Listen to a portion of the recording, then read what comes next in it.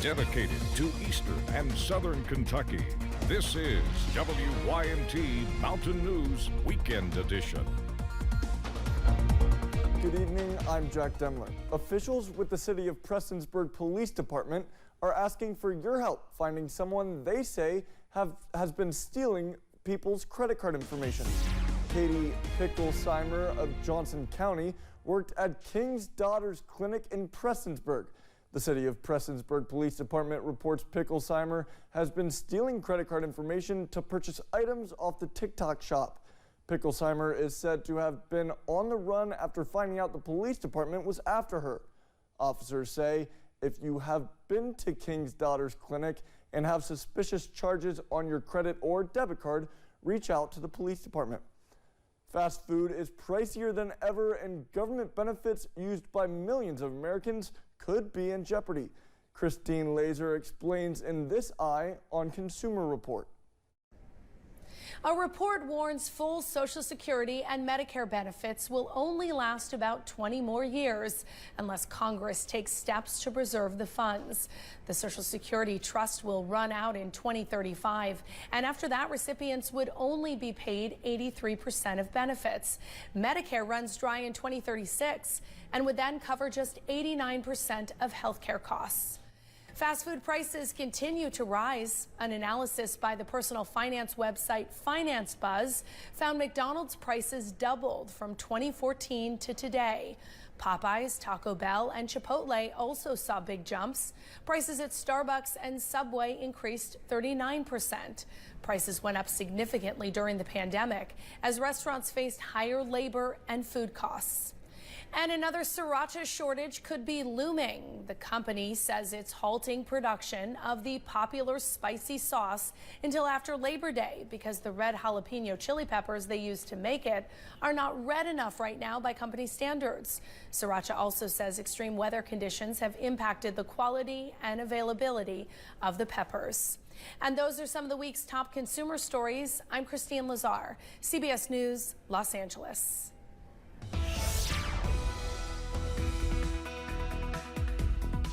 Well, Mother Nature certainly put on a show last night with many of us seeing the Northern Lights, and there's a chance we could see it again tonight. We'll talk about that in a second. Let's talk about something a little closer to home, and that's the weather here on Earth. And right now, in most of eastern Kentucky, it's pretty nice. We're seeing mostly sunny skies here in Hazard. We had a few showers roll through earlier, and we're still tracking a few of those right now on Pinpoint Doppler. You can see especially down along the Virginia border, just to the southwest of Norton, right there along 58, heading over towards Pennington Gap.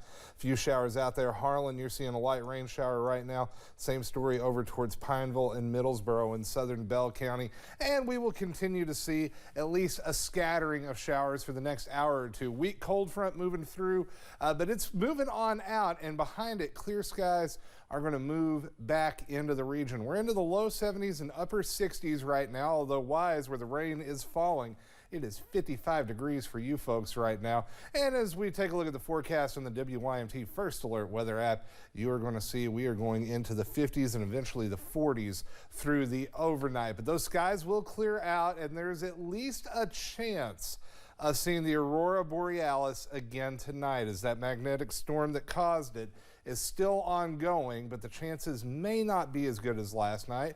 Plus, your Mother's Day forecast looking fantastic. We'll talk about that and more coming up here in just a few minutes, Jack. All right, Shane, thank you. Really looking forward to have another chance to see those Northern Lights. And many people continue to ask about Chief Forecaster Brandon Robinson, from how is he to where is he, and today he was in his element, spreading positivity whilst also spreading awareness and raising money for brain cancer research through his annual 5K. WYMT's Buddy Forbes has more from the event.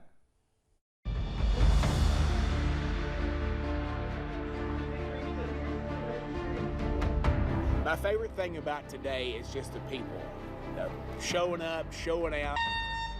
The 7th annual Gray Matters Run brought support to the streets of downtown Whitesburg Saturday. This event is special to us because it gives awareness to brain cancer survivors like myself. Hosted by 3-time brain cancer survivor Brandon Robinson, The event promotes brain cancer and tumor awareness while raising money to fund research efforts. Until I came out with my diagnosis, brain cancer wasn't talked about. But I've been very public about my diagnosis, and people have came out of the woodwork. With nearly 200 people on site or virtually stepping up to run for a cure. That makes me feel good to know that it's not just me, but it's the Gray Matters family. Robinson says it means the world to him to see so much support, not only for his journey, but for his mission to spotlight the stories of others. It's a place to be here, trained in my friends. Amen. And we're still fighting. Taking on the fight together. And when you watch someone go through something like that, your fight and your effort to wipe this thing off the face of the earth just gets stronger. In a place where giving matters and gathering matters, because gray matters. And I'm glad to be here. In Letcher County, Buddy Forbes, WYMT Mountain News. Brandon was in good spirits, saying the event saw a near record-breaking number of registrations. For more information, head over to our website. The American Heart Association hosted a heart walk at Keeneland this morning. Almost $360,000 was raised this morning for the annual Central Kentucky Heart Walk. Around 2,000 people participated in the walk for different reasons. Many of the participants were walking to support their loved ones or are a survivor themselves. Executive Director of the American Heart Association in Central Kentucky, Andrea Uten, says the funds are going straight back into research. Over that 100 years, we have been working tirelessly to find different solutions to heart disease and stroke. So that's whether that's in funding research for treatment plans or prevention options so that people can survive if they have a heart attack or a stroke. The American Heart Association will host another event to raise awareness and funds next Saturday at Clark Regional Medical Center. Players from the Lexington Legends and the Bluegrass Miracle League enjoyed a morning of baseball and fun. Nearly a dozen of the pros came out to support the league, which is home to more than 200 kids who face physical, developmental, and emotional disabilities. When we look up in the stands and see those kids cheering for us, it means a lot. We love seeing people come out to the stadium, asking for the balls, signing the balls. We'll do it all, and that's what hits home for us. And you know, because I put myself in those shoes of, hey, I was that little kid once. And it's a big obstacle for us every year. We've had a good turnout this year, and so thankful. The guys are having fun. They're fitting right in. They're wrestling around with the kids. You can see it makes a difference in their lives too. The Bluegrass Miracle League is in its 19th season. As for the Legends, they host Charleston tonight at Legends Field. First pitch is set for 7. May is Mental Health Awareness Month, and a pair of Democratic lawmakers are pushing a bill to bring more support for firefighters. WYMT national correspondent Josh Roltenberg has more from Washington. According to the CDC, firefighters are more likely to die by suicide than in the line of duty. Too many first responders who are running into danger for everyone all over the country are having to deal with, responding to trauma and then going back and doing their job. However, a 2018 report from the Ruderman Family Foundation showed 92% of firefighters will not ask for mental health help due to stigma. But peer support specialists could be another area where they can learn from each other. And again, these would be trained professionals who have been through that lived experience. That's why Democrats Andrea Salinas of Oregon and Jill Takuda from Hawaii have introduced the Peer Support for Firefighters Act. It would give fire departments access to federal grants through FEMA.